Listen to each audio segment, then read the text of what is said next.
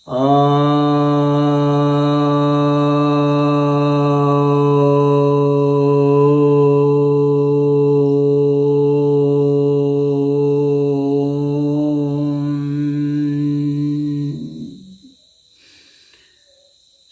भक्तजनों को सप्रेम नमन। तो आज मैं आपको ज्योतिष पर श्याम मानव जी के जो विचार थे और उस पर जो है एक वीडियो बनाया था। आज उसका जो है दूसरा भाग बताने जा रहा हूँ।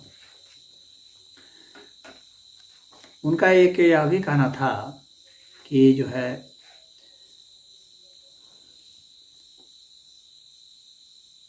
ग्रह जो है वो उधर हैं, बाहर हैं, और वे जो है मानव के जीवन पर, अंगों पर कैसे कैसे प्रभाव डालेंगे,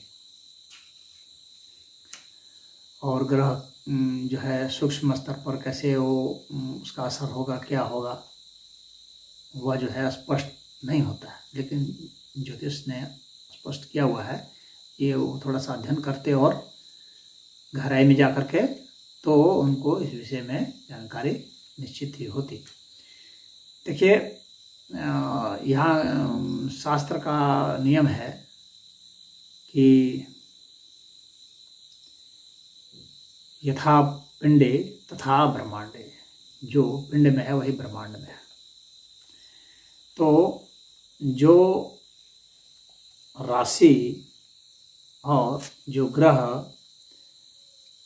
बताते हैं ज्योतिष में, तो वह जो है सिर्फ उस ग्रह की बात नहीं करते हैं जो फिजिकली आप वहाँ बाहर देखते हैं। ज्योतिष जो है वो ग्रहों का जो पिंड में है उसकी भी चर्चा करता है। उसके अनुसार से व्यक्ति का स्वभाव क्या होगा उसका भी वो वर्णन करता है, और यह मानता है कि जो यहाँ है वो वहीं है, और उसका उसके साथ जो है कंटिन्यूअस जो है संबंध है। तो ग्रह की बात करता है, नक्षत्रों की बात करता है। नक्षत्रों में पूरे समूह आते हैं, ग्रहों के भी, तारों के भी, उपग्रहों के भी, उल्का पिंड के, इन सब की बात करता है। तो उन सब का जो समूह है तो वो नक्षत्र में आ गया, राशि में आ गए, तो इन सब का वर्णन करके और बाहर का ही नहीं, हमारे अंदर का भी। तो ये जो है वो माइक्रो लेवल पर उसका जो इफेक्ट क्या है और उसका नाम क्या है तो वह बताता है। तो इस चीज़ को भी जानना चाहिए। बहुत लोग इस चीज़ को नहीं जानते। अधिकतर लोग जो है मोटे तौर पर जो जानते हैं वे सोचते हैं कि वो जो खाली बाहर में जो पिंड है ब्रह्मांड में जो है बस उसी की बात करता है ज्योतिष। नहीं, एक एक के पिंड में भी जो है, क्योंकि सूक्ष्मता में भी ज्योतिष मानता है कि वही चीज़ें हैं। तो आपको मैं बतलाता हूँ। तो इसमें काल पुरुष की बात की जाती है। उसमें बताया गया है कि तो एक तो जैसे बाहर की राशि है और अंदर की राशि क्या है, तो मेष राशि क्या है, मस्तक जो है ना उसको मेष राशि के रूप में माना गया है। मनुष्य का जो सिर है उसको मेष राशि के रूप में भी कहा जाता है। यानी मेष जब कहा जाएगा तो आप सिर समझ लेंगे। आप इसको इस तरह से कोडिफाई कर सकते हैं, कोड को डिकोड कर सकते हैं। उसी तरह से वृष राशि मतलब मुख हो गया, मुंह को उसके अंतर्गत आप मान लेंगे। उसी तरह से मिथुन राशि कहेंगे तो भुजा को मानना पड़ेगा आपको।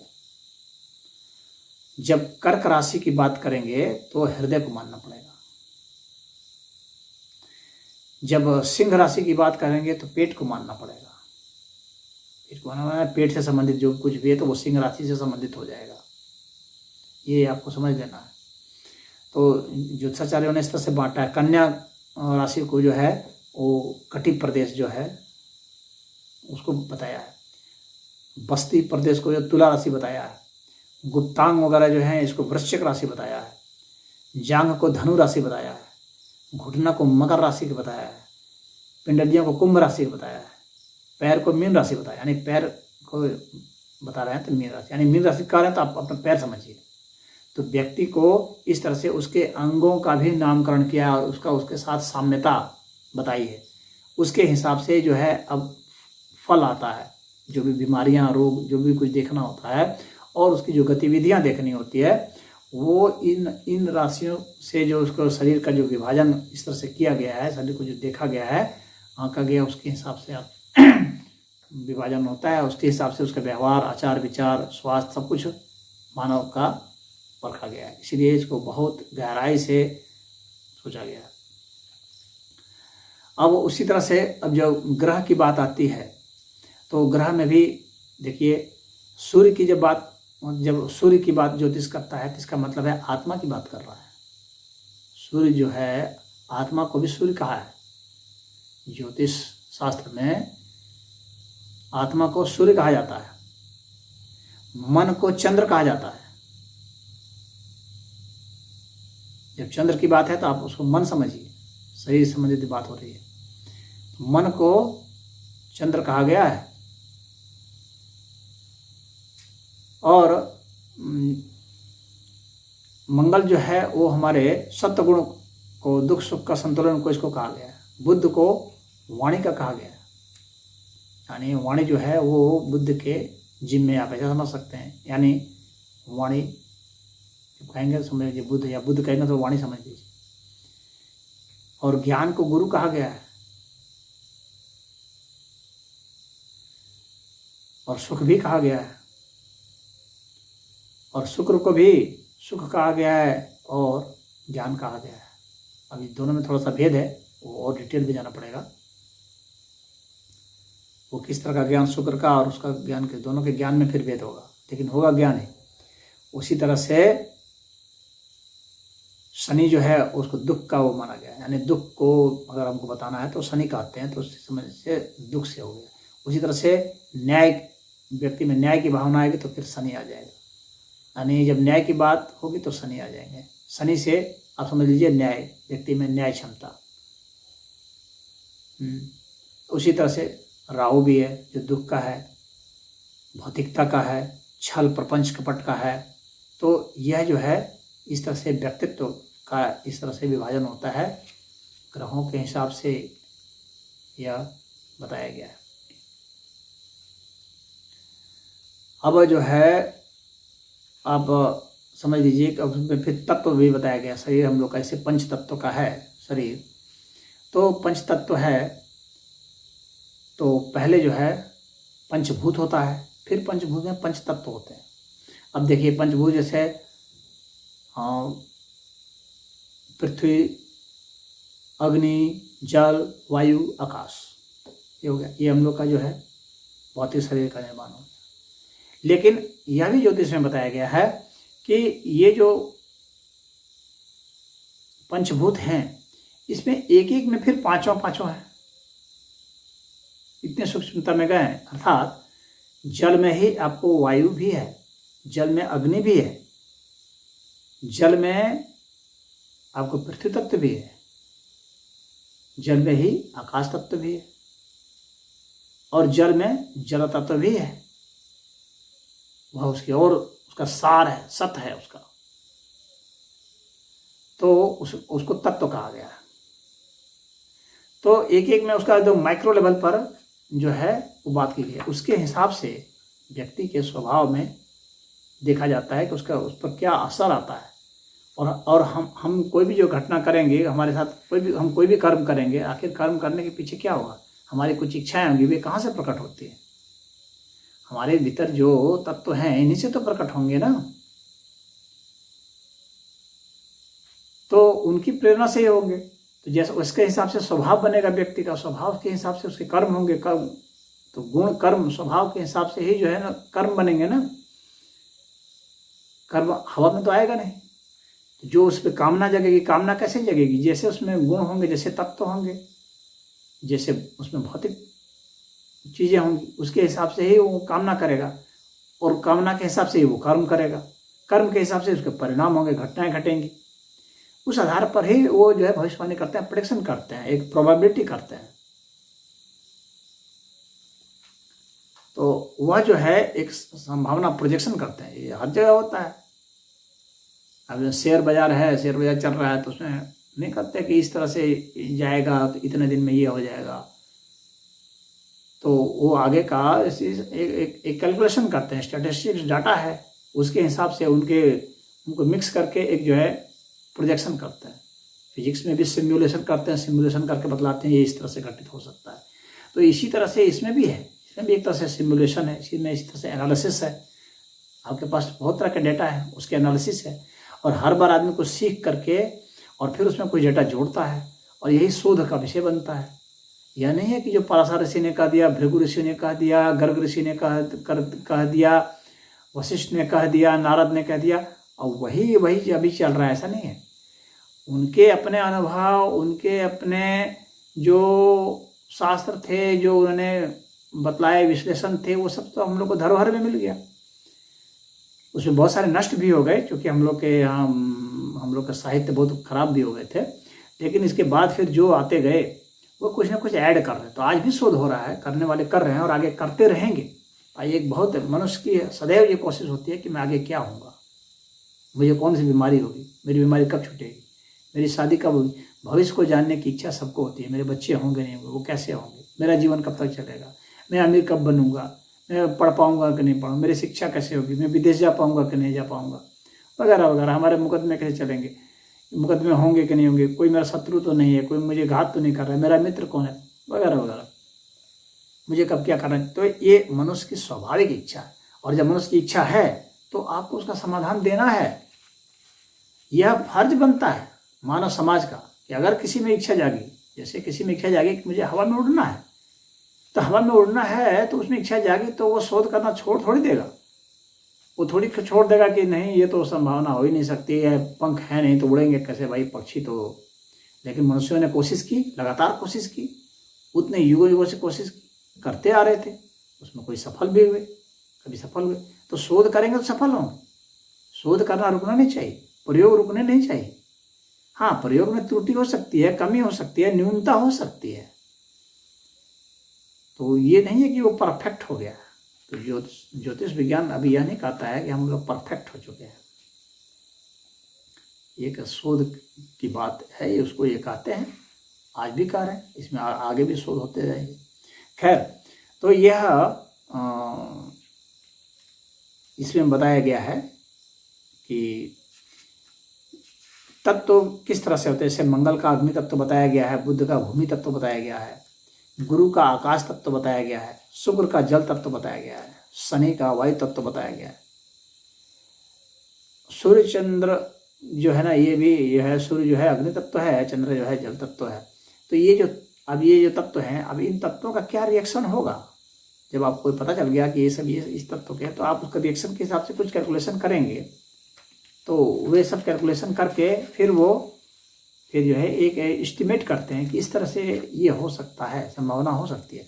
हाँ, जो बहुत ही जो साइंटिफिक माइंड के नहीं हैं, जो परंपरागत टाइप के जो ज्योतिषाचार्य हैं, तो वे कह देंगे कि ये होगा, मैं भविष्यवाणी करता हूँ, लंबा लंबा क्लेम कर देंगे, और वैसा हो नहीं पाता है। तो वहाँ पर जो है बातें आ जाती हैं। लेकिन इससे जो है ज्योतिष शास्त्र को दिक्कत नहीं है, ज्योतिष शास्त्र में गलती नहीं है। गलती किसी ज्योतिषी में हो सकता है।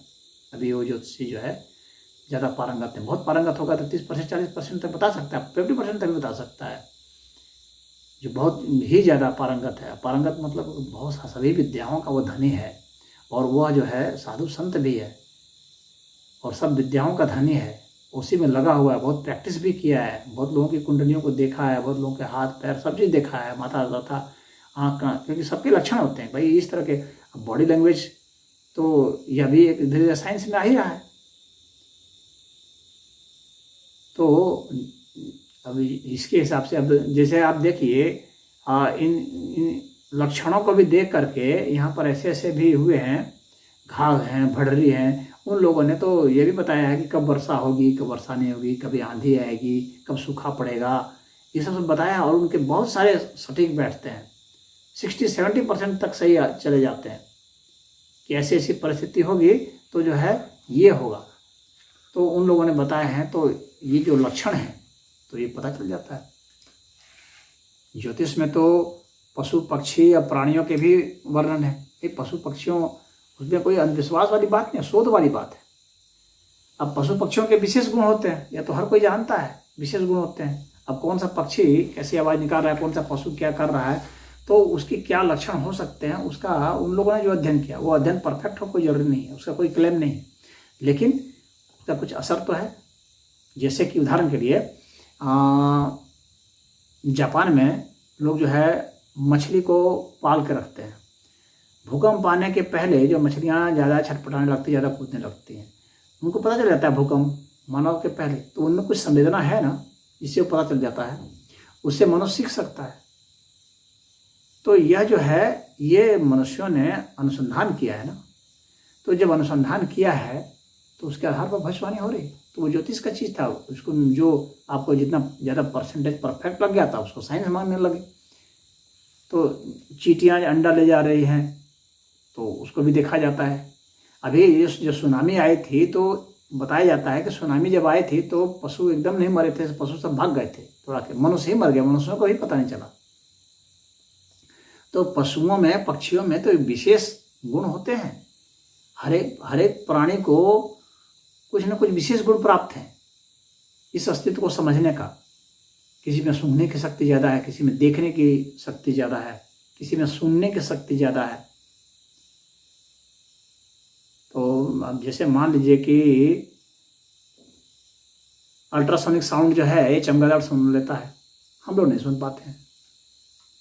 तो अल्ट्रासोनिक अगर कोई साउंड आ रहा है, किसी का इफेक्ट आ रहा है, तो उसके कारण जो है चमगादड़ में इफेक्ट आ जाएगा। तो जो इस चीज़ को जानता है, जिसने बहुत गौर से उसको वॉच किया है, तो उसके प्रभाव से उसमें क्या प्रभाव पड़ा उसके हिसाब से मनुष्यों को समझा सकता है कि भाई चमगादड़ तो ऐसे ऐसे कर रहे हैं, इसका मतलब है कुछ ये घटना दुर्घटना होने वाली है। तो उसने जब बहुत वॉच किया होगा तो समझ गया होगा। तो वह जो है वो सगुन शास्त्र में आ जाता है। उसमें सारी चीज़ें हर समय सही नहीं होती हैं, उसमें कभी गलत भी होती हैं, क्योंकि किसी अन्य कारण से भी उसमें कोई ऐसा इफेक्ट आ सकता है। अब कुत्ता रो रहा है तो कुत्ता भूख से भी रो सकता है, और कुत्ता को कुछ अंदेशा भी हो खतरे का, उससे भी रो सकता है। दोनों ही बातें हो सकती हैं। किसी को वो चाहता हो उसके कारण भी रो सकता है, उसका अपना इलाका छिन गया हो उसके कारण भी रो सकता है। बहुत सारे कारण हो सकते हैं। तो उसमें बहुत सारे कारणों में से कुछ कारण को छांट लेंगे। अगर 4 कारण हैं तो 4 कारण में तो 25% उसका तो प्रोबेबिलिटी हो ही नहीं गया। और अगर हम उसको देखते हैं कि कितने कुत्ते रो रहे हैं, एक कुत्ता रो रहा है कि 2 रो रहे हैं, 4 रो रहे हैं, तो हम उसमें से फिर प्रोबेबिलिटी को छांट सकते हैं। दर्द एक कुत्ते को होगा, सारे कुत्तों को दर्द नहीं होगा। अगर सारे कुत्ते रो रहे हैं इसका मतलब कोई इफेक्ट है, कोई उनका सामूहिक बात है कोई। तो इस तरह से हम लोग उसमें प्रोबेबिलिटी को छांट करके हम लोग एक निष्कर्ष निकाल सकते हैं। तो इस तरह से साइंटिफिक मेथड से हम लोग जो है इसको आगे बढ़ा सकते हैं। तो ज्योतिष को उस हिसाब से समझना पड़ेगा। ये ऐसा नहीं है कि बेकार का है। अब उसमें से हंसी मजाक उड़ा रहे थे कि लड़कियों का हाथ, श्याम मानव जी चर्चा करते थे लड़कियों का हाथ पकड़ने के लिए ज्योतिष की बात है। ये बहुत छोटी बातें, हल्की बातें हैं ये सब करना। ये स्कूल कॉलेज के बच्चे मान लीजिए ये सब करते हैं, लेकिन इससे ज्योतिष शास्त्र को हम जो है परिभाषित डिफाइन या ज्योतिष शास्त्र को हम ऐसे नहीं समझ सकते। उन लड़कों से ज्योतिष शास्त्र को हम नहीं समझेंगे। ज्योतिष शास्त्र को उसकी गहराई में जान करके वो समझना पड़ेगा, उसके शास्त्रों से समझना पड़ेगा। उसमें जो लिखा हुआ है, बड़े बड़े जो आचार्य हुए हैं वे उसमें क्या कहते हैं, और आज के जो बड़े बड़े विद्वान हैं वे क्या कहते हैं, वो कितने प्रतिशत तक वे कहते हैं। तो उनका जो मैथमेटिक्स वाला हिस्सा है वो तो एकदम सही है, वो तो बिल्कुल परफेक्ट हो गया। इस बात को श्याम मानव जी मान रहे हैं कि भाई एस्ट्रोनॉमी तो बिल्कुल सही है, मैथमेटिक्स। हालांकि 100% एस्ट्रोनॉमी भी सही नहीं है 100% तो कोई भी साइंस सही नहीं है सभी में प्रोबेबिलिटी है, सभी में इसीलिए थ्योरी बनती है, थ्योरी में संशोधन होते हैं, बदलते रहते हैं। उसको हम लोग अंधविश्वास नहीं कर सकते। और चैलेंज तो कोई किसी भी साइंस को दे सकता है असंभव कार्य दे करके कि इतना ये कर दो तो हम माने तुमको। तो आप चैलेंज रख दीजिए, 30 करोड़ रख दीजिए, तो 30 करोड़ तो होगा कि भाई तुम अगर बहुत फिजिसिस्ट हो तो चलो, तो मुझे तो यहाँ से जो है एंड्रोमेडा गैलेक्सी 1 सेकंड में ले चलो तो मैं मानो। तो फिजिक्स नहीं ले जा सकेगा हमें। अगर हम अभी कह दें 1 सेकंड में हमें चांद पर ही ले चलो तो नहीं ले जा सकता। तो उसके अपने लिमिटेशंस हैं। अब आप कहेंगे कि नहीं ले जा सकते तो तुम गलत हो, तुम सही नहीं हो। तो कहेगा भाई हमारी वो सीमा है। तो उसी तरह ज्योतिष भी जो है विज्ञान है, ये भी प्रोबेबिलिटी पर कहता है, ये भी अपनी सीमा बताता है कि हम कहाँ तक जो है चल सकते हैं। तो ये जिसमें जितने अच्छे साइंटिस्ट होंगे उतने अच्छे सफलता होगी, तो इसमें भी जितने अच्छे ज्योतिषाचार्य होंगे उतनी अच्छी सफलता होगी। तो इसमें जो है अनावश्यक जो है किसी को यह कहना कि ये शास्त्र ही गलत है या इसका हंसी मजाक उड़ाना, ये कहना कि ये जो है ये अंधश्रद्धा है, ये सही नहीं। इसका अध्ययन करेंगे तो आप पाएंगे कि इसमें बहुत सारी बातें जो है सही हैं, और अगर बहुत सारी बातें सही हैं तो उसको हम अंधश्रद्धा नहीं कह सकते हैं, क्योंकि वो भी ऑब्जर्वेशन से आया है। साइंटिफिक मेथड इसमें सिलेक्शन किया गया है, मैथमेटिक्स को लिया गया है, बॉडी लैंग्वेज को लिया गया है,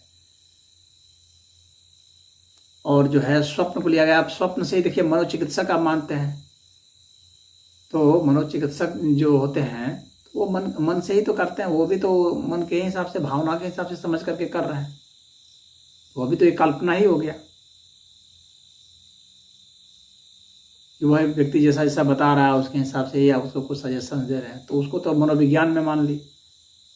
ये भी तो सारा खेल उसी का है। ये तो मन से लेकर शरीर से लेकर हर तरह का खेल है। तो यह तो और गहरा विज्ञान है। तो बहुत सारे ऐसे ब्रांच हो गए हैं। अब तो जो है इस पर भी खोज हो रहा है। अब साइंस ऑफ रीइंकार्नेशन भी चल रहा है। वर्जीनिया यूनिवर्सिटी में साइंस ऑफ रीइंकार्नेशन का चल रहा है, उसमें भी शोध चल रहा है। साइंस ऑफ कॉन्शियसनेस का चल रहा है। तो अब वही उसी को जो उसको पहले अंधविश्वास मानते थे, अब साइंस ऑफ कॉन्शियसनेस का करके अब चल रहा है। पहले जो है चेतना को तो मानते ही नहीं थे, चेतना क्या है, बकवास है, झूठा है। लेकिन अब तो फिर वही चेतना पर आ रहा है। उसमें कितने लोगों को नोबेल पुरस्कार भी मिल चुका है। रोजर पेनरोज वगैरह हैं, तो ये सब इन लोग को मिल चुका है नोबेल पुरस्कार। तो जो आपके लिए कभी वह था, मजाक का विषय था, हंसने का विषय था, उस पर जो है आज साइंस का ठप्पा लग गया। तो मेथड तो जो है आपको देखना पड़ेगा मेथड। तो मेथड तो इसकी जो है साइंटिफिक है, और इसकी जो रिजल्ट है वह भी साइंटिफिक आ रहा है। हाँ, परसेंटेज की आप बात कर सकते हैं। तो भविष्य तो काफ़ी मुश्किल है ना कहना। भविष्य कैसे कोई कह देगा? अनंत कारकों की मिश्रित क्रिया प्रक्रिया का परिणाम है, और अनंत कारकों को ना हम जान सकते हैं, ना उसके परिणाम को हम कैलकुलेट कर सकते हैं, ना एनालिसिस कर सकते हैं। तो हम एक मोटे तौर पर ही एक एस्टिमेट ही दे सकते हैं। तो एस्टिमेट देना गलत नहीं है। अब मनुष्य की भावनाएं हैं, मनुष्य चाहता है, उसकी डिमांड है, तो इसलिए वह जो है उसका हंसी मजाक उड़ाना उचित नहीं है। वह भी ज्योतिष भी एक साइंस है, उसमें भी परसेंटेज जो है, इसे नॉर्मल जो साइंस का बताया गया है तो वह जो है 33% बताया गया है कि 33% से अगर प्रोबेबिलिटी ज़्यादा हो जाती है तो वह नॉर्मल साइंस में आ जाता है 33% से। और ज्योतिष जो है वो 33% टच कर रहा है, कहीं कहीं पर तो आगे भी नहीं कर रहा है। लेकिन आप सवाल है कि आप, चूँकि ये अब इसमें तो कोई डिग्री है नहीं, अब डिग्री दे नहीं रहे हैं, डिग्री पढ़ाने पे नहीं देंगे कॉलेज में, यूनिवर्सिटी में, तो जाहिर सी बात है कि छोटा मोटा भी जो जानता है, 2-4 हल्की फुल्की भी पोथी पढ़ लिया, तो वो भी टुच्चा टाइप का जो चार्ज बन कर घूम रहा है। अब उसको भी देखेंगे तो एवरेज तो गिर जाएगा ना। अगर आप स्टैंडर्ड एक देंगे, अगर आप PhD वगैरह इसमें कराएंगे और तब उसको एक मानक देंगे कि हाँ ये जो है उनके बहुत बड़ा आचार्य की डिग्री आप दे दिए, उसके आप उन आचार्यों में आप परसेंटेज निकालेंगे तो आप पाएंगे कि वो जो है 33% से एबव हो गया, जिसका मतलब नॉर्मल साइंस हो गया वो।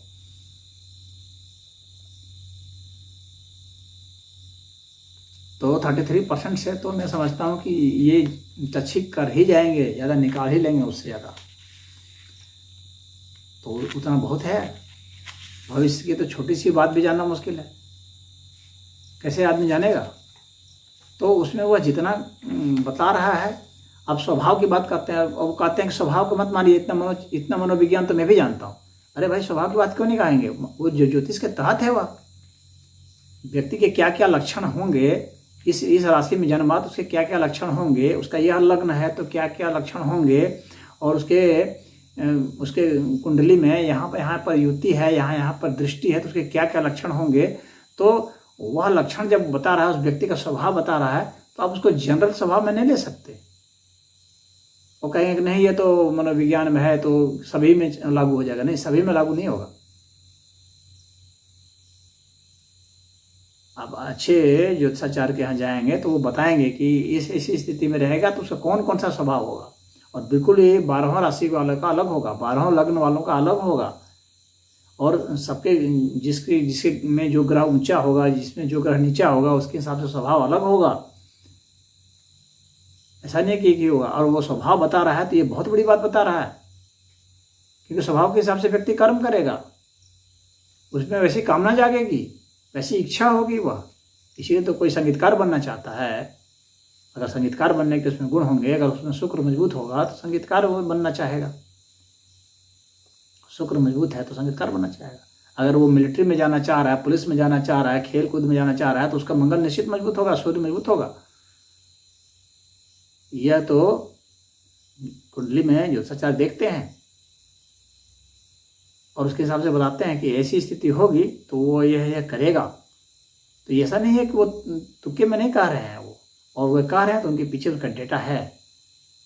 जितने भी लोग मिलिट्री में जाते हैं, पुलिस में जाते हैं, स्पोर्ट्स में जाते हैं, हाँ, जितने भी लोग जो है मंगल से संबंधित कोई भी काम कर रहे हैं, तो उसको वे लोग उसका कुंडली बना के उसका एनालिसिस करके देखते हैं कि इसमें कौन कौन सी चीज़ हैं जो कि मजबूत पोजीशन में है, कौन कौन चीज़ हैं जो कमज़ोर पोजीशन में है। जो धर्मगुरु हैं, जितने भी धर्मगुरु हैं, उन सबकी कुंडली बनाई जाएगी तो देखा जाएगा इनमें कौन कौन सी चीज़ें हैं जो मजबूत पोजीशन पर है, और उससे उनका स्वभाव को मैच कराया जाएगा। तो उस हिसाब से पूरा डेटा इनके पास है और उस डेटा के एनालिसिस करके बता रहे हैं। तो यह आप नहीं कह सकते कि स्वभाव नहीं बताओगे, स्वभाव नहीं बताओगे। क्यों नहीं स्वभाव बताएगा भाई? आप कैसे फिक्स करेंगे? आप क्यों कहेंगे कि हम स्वभाव बताना को ज्योतिष नहीं मानेंगे? क्यों नहीं मानेंगे आप? ज्योतिष बताएगा ना कि मेरे पास क्या है देने के लिए। आप थोड़ी कह सकते हैं कि नहीं आपको यही बताना पड़ेगा। वो ज्योतिष बताएगा, ज्योतिष विज्ञान बता रहा है, स्वभाव बताने के लिए बता रहा है। उसका किसके साथ कैसा रिएक्शन होगा, किसके साथ उसकी मित्रता होगी, किसके साथ शत्रुता होगी, उस चीज़ को बता रहा है। तो उसको आपको मानना पड़ेगा। उसने वही चीज़ें सीखी हैं, वही चीज़ जानी है, वही उसका फील्ड है। तो उसका जो फील्ड है वर्क का, उसी को आप छीन लेंगे उससे, कहेंगे कि नहीं आपको ये नहीं बताना होगा, इसको मैं नहीं मानूंगा। तो ऐसा नहीं होगा कि इसको मैं मनोविज्ञान के तहत मानूंगा। आपकी इच्छा। आप जो है ज्योतिष में तो एस्ट्रोनॉमी भी है, तो कहेंगे इसको मैं उसमें नहीं मानूंगा, इसको मैं तो एस्ट्रोनॉमी में अलग से मानूंगा, एस्ट्रोफिजिक्स में मानूंगा। तो ऐसे आप मनमाना नहीं कर सकते ना। आखिर वो डेवलप वहीं से हुआ है, उसका वह पार्ट है। आप फिजिक्स से कहेंगे कि मैथमेटिक्स को निकाल देंगे और कहेंगे नहीं फिजिक्स वालों मैथमेटिक्स का यूज मत करो, इसको मैं तो फिजिक्स मानता ही नहीं हूँ, इसको तो मैं मैथमेटिक्स मानता हूँ ना, ये तुम लोग में नहीं है, तुम लोग इसका यूज नहीं करोगे। तो ये तो मनमाना उस पर थोपना हुआ। इसके तहत जितने भी हैं आप उसको यूज करने दें। आप किसी को नहीं कर सकते। मेडिकल साइंस वाले को आप नहीं कर सकते कि आप कोई फिजिकल इंस्ट्रूमेंट यूज नहीं करेंगे क्योंकि वो फिजिक्स का इंस्ट्रूमेंट है, ऐसा आप नहीं कर सकते। यहाँ साइंस का मतलब हो गया कि हर चीज़ का उपयोग करेगा जिस चीज़ से वह जो उसका जो क्षेत्र है उसमें वो बेहतर कर सके। किसी को यह आरोपित नहीं किया सकता है कि आप यह नहीं कहेंगे, वह नहीं कहेंगे। स्वभाव बताना है, कहा है क्यों नहीं बताएगा? स्वभाव तो बताना ये तो प्रथम है। फलित ज्योतिष में स्वभाव बताना तो प्रथम है। पहला फल तो यही बताया जाता है कि व्यक्ति कैसा होगा, उसका भाव कैसा होगा, उसके व्यवहार कैसे होंगे, उसके अनुसार से उसके कर्मों का प्रेडिक्शन किया जाता है कि इसका कर्म कैसा होगा। अब टाइम का कैलकुलेशन किया जाता है कि उसमें दशा, अंतरदशा, ये सब निकालते हैं। तो दशा, महादशा, अंतरदशा, प्राण दशा तक ये सब निकाल करके फिर ये टाइम का बताते हैं कि इस टाइम में ये घटने की संभावना है। तो उसकी उपयोगिता अपनी है।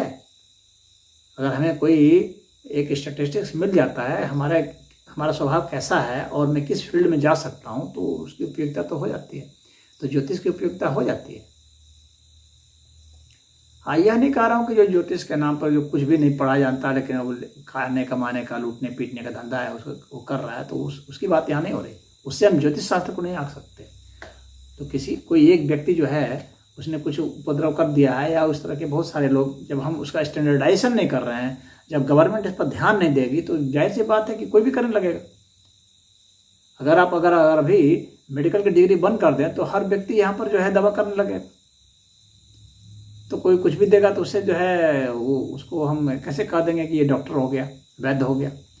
तो इसीलिए स्टैंडर्डाइजेशन जरूरी है। स्टैंडर्डाइजेशन के लिए आपको जो भी विद्या समाज में प्रचलित है, जो समाज जिससे प्रभावित हो रहा है, आप उसको स्टैंडर्डाइज कीजिए, उसका मानक बनाइए, और कौन प्रैक्टिस कर सकता है कौन नहीं कर सकता है वह भी बनाइए, उसमें डिग्री दीजिए, तो आप देखेंगे कि वह और विकसित हो रहा है।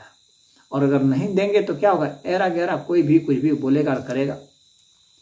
जो कुछ नहीं जानता है, कुछ पढ़ा लिखा नहीं, इसको ना साइंस का ज्ञान है, ना मैथमेटिक्स का है, ना फिजिक्स का, कुछ भी नहीं है, ना बायोलॉजी का है, ना लैंग्वेज का है, तो वो कुछ भी बोलेगा करेगा, और उसके आधार पर जो है हम उस शास्त्र को ही आंकने लग जाएंगे, तो कितनी बड़ी गलती हो जाएगी।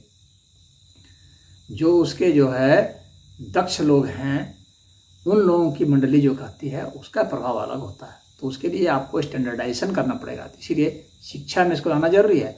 और यहाँ श्याम मानव जी फिर कह रहे थे कि शिक्षा में जो है लाना का हम लोग विरोध कर रहे थे कि इसको शिक्षा नहीं हम लोग लाने देंगे क्योंकि ये अंधविश्वास है। नहीं, शिक्षा में आना चाहिए तभी जाकर को, क्योंकि इसकी उपयोगिता है, और इसका मेथड जो है वो बिल्कुल साइंटिफिक मेथड है। रिजल्ट जो है इसका 33% से आगे है, ज़्यादा है, तो ये साइंस में आ ही जाएगा। और आप अपने आप मनमानी शर्त नहीं रख सकते कि आप अमुक चीज़ बताइए और 90% बताइए तभी मैं मानूंगा, 30 लाख इनाम दूंगा, ऐसा आप नहीं कर सकते। तब तो इस आधार पर तो जो है फिजिक्स को भी फेल कर सकता है, केमिस्ट्री को भी कोई भी फेल कर देगा, बायोलॉजी को भी कोई फेल कर देगा। कैंसर के मरीज जो है कितने ज़्यादा मर जाते हैं, कहाँ बचा पा रहे हैं डॉक्टर लोग, क्या रिजल्ट है उसमें। तो ये कहते हैं कि ये मेडिकल साइंस बेकार है, फेल है, ऐसा नहीं कर सकते। शोध जारी रहना चाहिए। जब मेथड उसका साइंटिफिक है, प्रक्रिया उसकी वैज्ञानिक है, सोच उसमें वैज्ञानिक है, इरादे उसके वैज्ञानिक हैं, इरादे मानव के हित के लिए हैं, और जो है उसका बहुत बड़ा आदर्श है। क्योंकि सबसे कठिन काम है भविष्य बतलाना, सबसे कठिन काम है अतीत बताना, और उतने कठिन काम को ज्योतिष ने अपने हाथ में लिया है।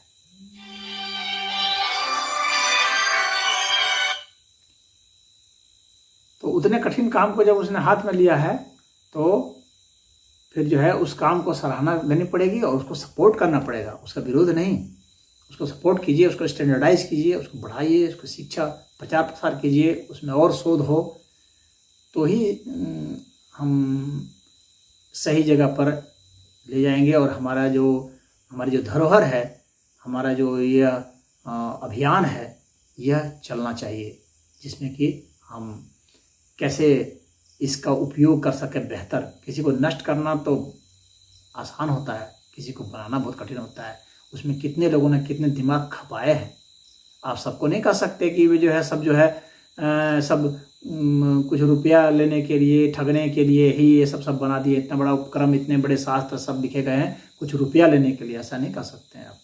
उसका बहुत मेथोडोलॉजी आप पूरा पढ़ेंगे और पूरा मैथमेटिक्स पढ़ेंगे और पूरी प्रक्रिया पढ़ेंगे तो आपको पता लगेगा कि नहीं, काफ़ी मेहनत की गई है, बहुत ज़्यादा मेहनत की गई है। और आदमी पूरा जीवन भर पढ़ेगा ना तो भी आदमी को नहीं लगेगा कि मैं परफेक्ट हो गया है। और जो इसमें पूरा रम जाते हैं तो उनको पता चलता है।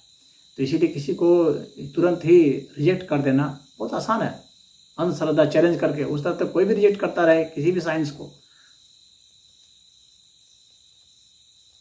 तो ये सब ठीक नहीं है। ये चीप पॉपुलैरिटी के लिए कि हम इतना इनाम देंगे उतना इनाम देंगे, नहीं, ये सब प्रोत्साहन देना चाहिए, हतोत्साहित नहीं करना चाहिए। और मैं समझता हूँ कि श्याम मानव जी को इस पर गहन अध्ययन करके और एक सकारात्मक जो है भारतीय संस्कृति का वो करना चाहिए। ज्योतिष जो है कोई वो स्ट्रीट जो है वो नहीं आप कह सकते हैं कि स्ट्रीट आर्ट है, ऐसा नहीं कह सकते हैं। कहते हैं कि अरे वह तो जो है बोलने में सब बहुत चतुर होते हैं, उसे फंसा देते हैं, इस वजह से जो है उनकी कुछ बात हो जाती है। तो ऐसा नहीं है, बोलने में चतुर अवश्य होते हैं, होना भी चाहिए, एक ज्योतिषाचार्य बोलने में बुद्धू रहेगा तो वो क्या समझाएगा, क्या बताएगा? बोलने में तो अच्छा होना ही चाहिए, उसको हर चीज़ में अच्छा होना चाहिए, बोलने में अच्छा होना चाहिए, मैथमेटिक्स में गणना में अच्छा होना चाहिए, मनुष्य का स्वभाव को समझने वाला होना चाहिए, मनुष्य की बॉडी लैंग्वेज को समझने वाला होना चाहिए, अन्य विज्ञान को भी समझने वाला होना चाहिए। वो कमज़ोर क्यों हो? जब आप मापदंड नहीं तय करेंगे, मानक नहीं बनाएंगे, तो इस तरह से फिर हल्के फुल्के लोग भी आपको मिलते रहेंगे। और आप अगर इस तरह का स्टैंडर्ड अपने लिए बना देंगे कि मैं ये इनाम रख रहा हूँ, तो इस तरह का इनाम आप फिजिक्स के लिए भी रखिए ना, फिजिक्स फेल हो जाएगा, वो भी अंधश्रद्धा में आ जाएगा। केमिस्ट्री के लिए रखिए, मैं ही 100 शर्त रख दूँ केमिस्ट्री के लिए और केमिस्ट्री पूरा नहीं कर पाएगा। लकड़ी को मैं कह दूँ कि भाई बहुत अच्छे केमिस्ट्री है, तो ठीक है, अब लकड़ी को लोहा बनाकर दिखलाओ, तो केमिस्ट्री बना देगा? तो इस तरह सबको फेल किया जा सकता है। असंभव सबको आप टारगेट दे देंगे तो फिर क्या, उसकी जो संभावना है, जो प्रोबेबिलिटी है, वहाँ तक देखिए, और उससे वो अगर 1 सेंटीमीटर भी आगे बढ़ता है तो इसका मतलब प्रगति कर रहा है। तो कुछ ना कुछ प्रगति करते हुए लंबे समय में, अब ये 5000 6000 वर्ष का इतिहास है, उतने से ये चलते आ रहा है। वेद में भी इसका ज्योतिष का जिक्र है, अभी तक चलते आ रहा है। तो उसने विकसित किया है अपने को, अब यहाँ से इसको और विकसित कराना है। आप अगर आज मान लीजिए कि 30% 40% के करीब अगर आज ज्योतिषाचार्य सब कह रहे हैं, हो सकता है आने वाले और 400-500 वर्ष में ये 50% तक चले जाएंगे, 60% तक चले जाएंगे, उससे 400-500 वर्ष में 70% चले। तो इस तरह से इसका एक विकास ही तो होगा, हम लोग उतना ज़्यादा देख पाएंगे आगे से आगे। यही संभावना है, इसी संभावना पर हर विज्ञान चलता है। तो इसमें इतना ही। हरिओम।